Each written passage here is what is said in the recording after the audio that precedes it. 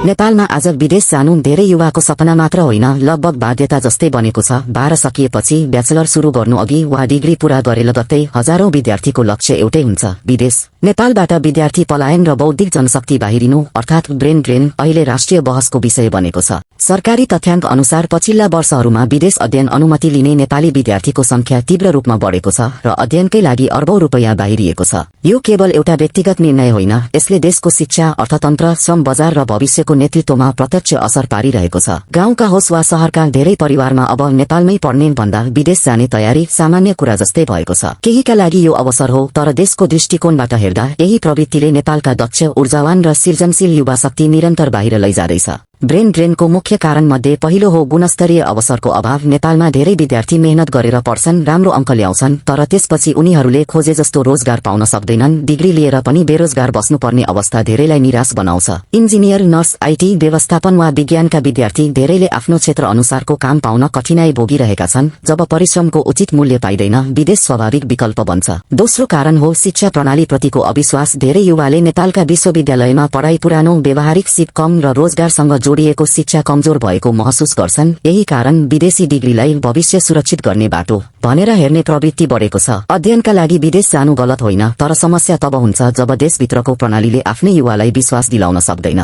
तेस्रो कारण राजनीतिक अस्थिरता र नीतिगत कमजोरी हो। सरकार फेरिने, नीति बदलिने, योजना अधुरै रहने यी कुरा युवाले वर्षौंदेखि देखिरहेका छन्। जब राज्यले दीर्घकालीन शिक्षा, रोजगार र उद्यमशीलताको स्पष्ट दिशा दिन सक्दैन, तब युवाले आफ्नो भविष्य आफै विदेशमा खोज्न थाल्छन्। धेरैको मनमा एउटा प्रश्न बसिसकेको छ, यहाँ बस्दा भविष्य के छ? यसको असर गम्भीर छ। आज नेपालले रेमिटेन्सबाट अर्थतन्त्र चलाइरहेको छ, तर त्यसको अर्को पाटो पनि छ। देशले आफ्नै दक्ष जनशक्ति गुमाइरहेको छ। ग्रामीण क्षेत्रका विद्यालयमा शिक्षक अभाव, अस्पतालमा स्वास्थ्यकर्मी अभाव, निर्माण क्षेत्रमा दक्ष जनशक्ति अभाव, यी समस्या क्रमशः बढ्दै गएका छन्। एकातिर अभिभावकले सन्तान विदेश पठाउन ऋण गर्छन्, अर्कोतिर पढेका युवाले आफ्नै देशमा काम गर्ने वातावरण नपाएर बाहिरिन्छन्। अझ सामाजिक असर पनि गहिरो छ। धेरै परिवार छुट्टिन्छन्, बुबा आमा नेपालमा, छोराछोरी विदेशमा, श्रीमान विदेश, परिवार गाउँमा। यो आज धेरै घरको वास्तविकता हो। आर्थिक रूपमा केही सुधार भए पनि सामाजिक दूरी, मानसिक तनाव र पारिवारिक सम्बन्धमा प्रभाव देखिन्छ। विदेश सफलताको प्रतीक बन्नु आफैमा समाजको मनोविज्ञान परिवर्तन भएको संकेत हो। तर समाधान के? केवल विदेश नजाऊ भन्नु समाधान होइन, विदेश अध्ययन र अनुभव लिनु अवसर हुन सक्छ।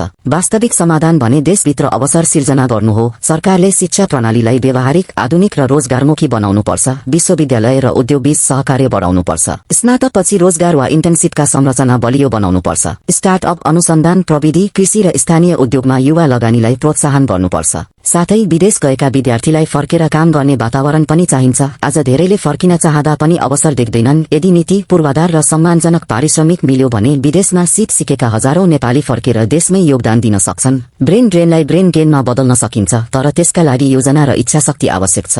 युवाको भूमिका यहाँ सबैभन्दा महत्वपूर्ण छ। युवाले विदेश जानु गलत होइन, तर केवल पलायनलाई सफलता मान्नु पनि पर्याप्त सोच होइन। विदेश गएर सिप सिक्ने, अनुभव लिने, नेटवर्क बनाउने, यी सबै सकारात्मक हुन सक्छन्। यदि एक दिन त्यो ज्ञान देशका लागि उपयोग गर्न सकियो भने देश परिवर्तन सरकार मात्रले गर्दैन, शिक्षित युवाले पनि गर्छन्। आजको नेपाली युवाले एउटा कठिन प्रश्न सामना गरिरहेको छ, रहने कि जाने? यो व्यक्तिगत निर्णय हो, तर सामूहिक रूपमा हेर्दा यदि सबै सक्षम, पढेका, सृजनशील युवा बाहिरिए भने देश कसले बनाउने? सडक, अस्पताल, अनुसन्धान, नीति, शिक्षा, यी सबैको भविष्य कसले सम्हाल्ने? नेपालको समस्या केवल ब्रेन ड्रेन होइन, यो विश्वासको संकट पनि हो। जब युवाले आफ्नो देशमा सम्भावना देख्दैन, तब उनी सीमापार सपना खोज्छन्। त्यसैले समाधान केवल पासपोर्ट रोक्नु होइन, आशा निर्माण गर्नु हो। अवसर, न्याय, गुणस्तरीय शिक्षा र सम्मानजनक भविष्य सिर्जना गर्नु हो। नेपालका युवामा क्षमता कमी छैन, समस्या अवसरको कमी हो। यदि यही ऊर्जा, यही प्रतिभा, यही साहस देशभित्र प्रयोग हुन सक्यो भने नेपाल बदलिन धेरै समय लाग्दैन। अन्त्यमा ब्रेन ड्रेन केवल व्यक्तिको विदेश जाने निर्णय होइन, यो देशको भविष्यसँग जोडिएको गहिरो समस्या हो। जब देशका सक्षम, शिक्षित र ऊर्जावान युवाहरू निरन्तर बाहिरिन्छन्, तब राष्ट्रको विकासको गति आफै सुस्त हुन्छ।